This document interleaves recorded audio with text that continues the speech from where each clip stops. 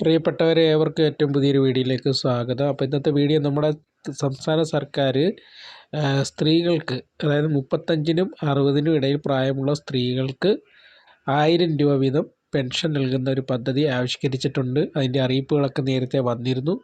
എന്നാലും അതിൻ്റെ അപേക്ഷ കൊടുക്കുന്നതുമായിട്ട് ബന്ധപ്പെട്ട അറിയിപ്പുകളും നമ്മൾ കൊടുത്തിരുന്നു. പക്ഷേ തെരഞ്ഞെടുപ്പ് മാനദണ്ഡങ്ങൾ വന്നതിൻ്റെ ഭാഗമായിട്ട് പിന്നെ അപേക്ഷ സ്വീകരിക്കുന്നത് നീട്ടിവെച്ചിരുന്നു. ഇപ്പോൾ അതുമായിട്ട് ബന്ധപ്പെട്ട ഏറ്റവും പുതിയ അറിയിപ്പാണുള്ളത്. അപേക്ഷ സ്വീകരിക്കുന്നത് എപ്പോഴാണെന്നുള്ള കാര്യങ്ങളൊക്കെ ഇപ്പോൾ പുറത്ത് വന്നിട്ടുണ്ട്, തീയതി.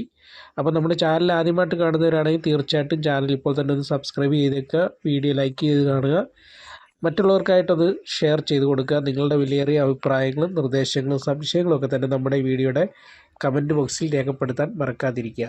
സംസ്ഥാനത്തെ സ്ത്രീകളുടെ ക്ഷേമം ഉറപ്പാക്കുന്നതിനായി കേരള സർക്കാർ ആവിഷ്കരിച്ച സ്ത്രീ സുരക്ഷാ പദ്ധതിയുടെ അപേക്ഷകൾ ഡിസംബർ 22 മുതൽ സ്വീകരിച്ചു തുടങ്ങുമെന്ന് തദ്ദേശ സ്വയംഭരണ വകുപ്പ് പ്രിൻസിപ്പൽ സെക്രട്ടറി അറിയിച്ചു. അതായത് ഇന്നാണ് ഡിസംബർ 22, പക്ഷേ ഇപ്പോഴും ഇന്ന് ഉച്ചവരെയും സൈറ്റ് ഓപ്പൺ ആയിട്ടില്ല. അപ്പോൾ ഇന്ന് എന്തായാലും നടക്കില്ല. അപ്പോൾ ഇത് നാളെ തൊട്ട് അപേക്ഷിക്കാൻ പറ്റുമായിരിക്കും.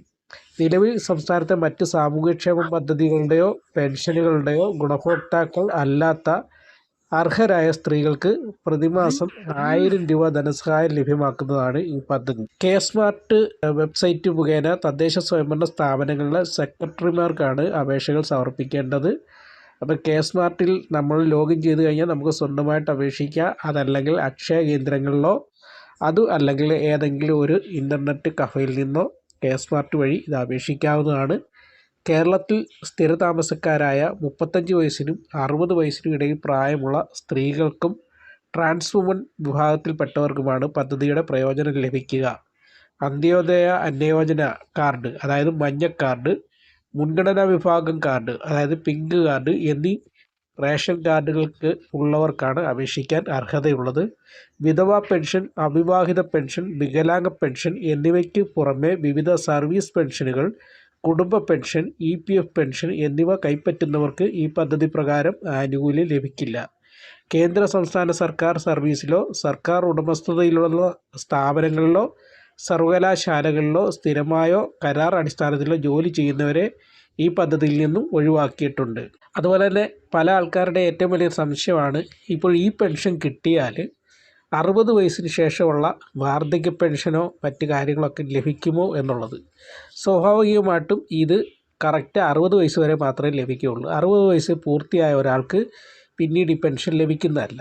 പിന്നെ ലഭിക്കുന്നത് നമ്മൾ ഏത് പദ്ധതിയിലാണോ അപേക്ഷിക്കുന്നത് ആ പദ്ധതിയുമായിട്ട് ബന്ധപ്പെട്ട പെൻഷനായിരിക്കും ലഭിക്കുന്നത്. അതായത് ഈ പെൻഷൻ ലഭിച്ചു എന്നുള്ളത് കൊണ്ട് 60 വയസ്സിന് ശേഷം വാർദ്ധക്യ പെൻഷനോ അല്ലെങ്കിൽ മറ്റേതെങ്കിലും തരത്തിലുള്ള പെൻഷനോ അപേക്ഷിക്കുന്നതിന് തടസ്സമില്ല.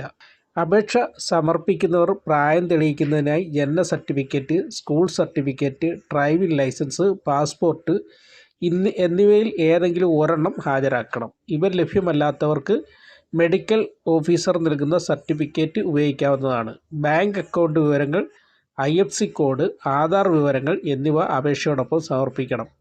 അപേക്ഷയോടൊപ്പം സ്വയം സാക്ഷ്യപ്പെടുത്തിയ സത്യപ്രസ്താവനയും ഉൾപ്പെടുത്തണം. ആനുകൂല്യം ലഭിക്കുന്നവർ എല്ലാ വർഷവും ആധാർ അധിഷ്ഠിതമായ വാർഷിക മസ്റ്ററിംഗ് നടത്തണം. അതായത് സാധാരണ പെൻഷൻ മസ്റ്ററിംഗ് പോലെ തന്നെ എല്ലാ വർഷവും ഇതിന് മസ്റ്ററിംഗ് ഉണ്ടാകും. അപ്പോൾ ഈ പെൻഷൻ വാങ്ങിക്കുന്നവരെല്ലാം എല്ലാ വർഷവും മസ്റ്ററിംഗ് നടത്തേണ്ടതായിട്ട് വരും. ആനുകൂല്യം അവകാശികൾക്ക് കൈമാറാൻ വ്യവസ്ഥയില്ല. ഗുണഭോക്താവ് 1 മാസമോ അതിലധികമോ ജയിൽ ശിക്ഷ അനുഭവിക്കുകയോ റിമാൻഡ് ചെയ്യപ്പെടുകയോ ചെയ്താൽ ആ കാലയളവിലെ ധനസഹായവും ലഭിക്കത്തില്ല. തെറ്റായ വിവരങ്ങൾ നൽകി ആനുകൂല്യം കൈപ്പറ്റുന്നത് ശ്രദ്ധയിൽപ്പെട്ടാൽ 18% പലിശ സഹിതം തുക തിരിച്ചു പിടിക്കുമെന്നും പ്രിൻസിപ്പൽ ഡയറക്ടർ അറിയിച്ചിട്ടുണ്ട്. അപ്പോൾ ഇത്രയും കാര്യങ്ങളാണ് ഇതുമായിട്ട് ബന്ധപ്പെട്ട് പറയാനുള്ളത്. ദയവ് ചെയ്ത് വീഡിയോ മുഴുവനായി കേട്ട് മനസ്സിലാക്കിയ ശേഷം മാത്രം കമൻറ്റ് ചെയ്യുക. Okay, thanks for watching.